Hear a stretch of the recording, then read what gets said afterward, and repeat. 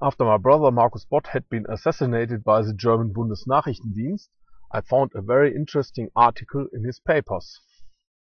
Its title: Zur Klinik der Narkolepsie, The Illness of Narcolepsy. It was published in December 1929 by Dr. Hans Zehrer and appeared in Allgemeine Zeitschrift für Psychiatrie und psychisch-gerichtliche Medizin. One case reported in this article is a sailor of the German Navy. In December 1908 he reported sick, complaining to be nervous, sleepless, agitated and having headaches. The examination reveals nothing, but he sleeps during the day. A constant irradiation may not have been possible with the techniques available back then, pointing to the use of tranquilizer-like drugs.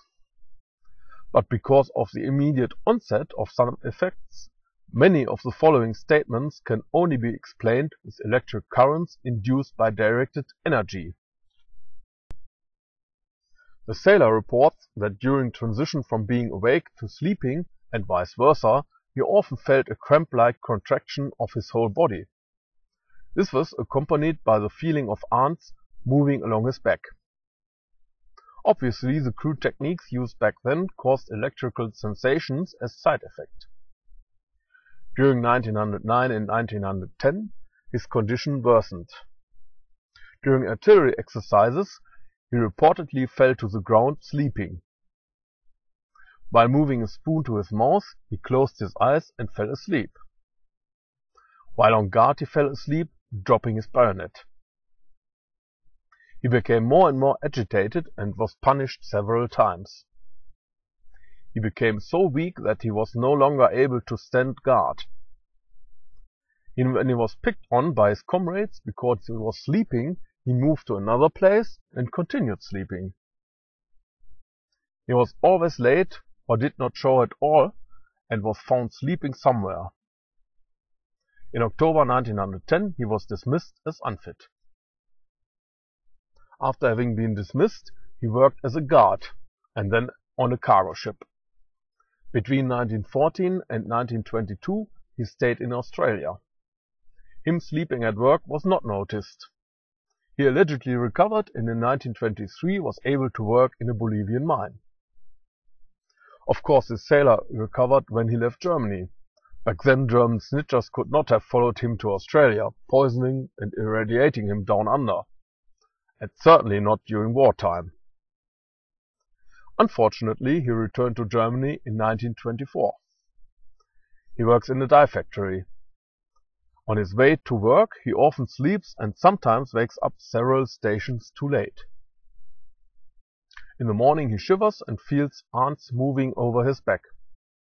Often the shivering is so strong that he calls his colleagues to work his back with their fists. At noon he becomes tired and often sleeps.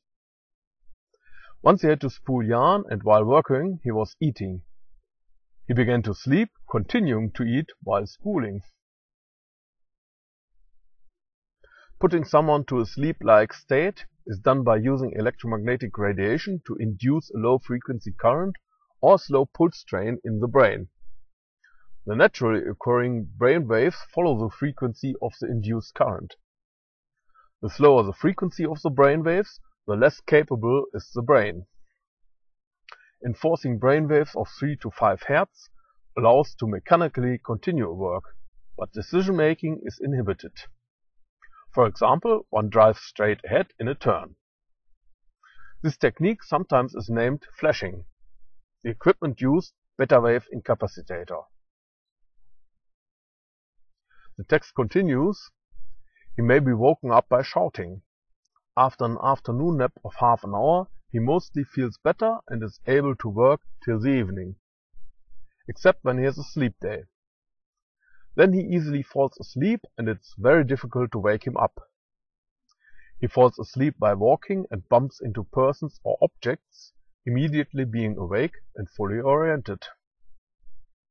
Since about 4 years, he also observes that during conversations he vocalizes other words than he had intended.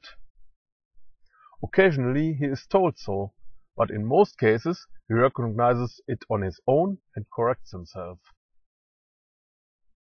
As we see, it was already possible in 1925 to influence the speech of torture victims. An exact steering of the muscles involved in speech can certainly be ruled out with the techniques available back then. But the speech-modulated low-frequency electromagnetic field acting on the brain will be sensed by some of the parts of the brain involved in hearing. The speech modulation can be perceived as somewhat similar to thoughts. It interrupts own thoughts and substitutes them with the imposed content. And the imposed content then is vocalized by the victim. Since about 1908, the Marine soldier feels compression of the heart and an impact to the head when he is angry. The will is cut off. Similar techniques to suppress the capacity to act had been used when the Rote Armee-Fraktion terrorists had been tortured in the 1970s in Germany.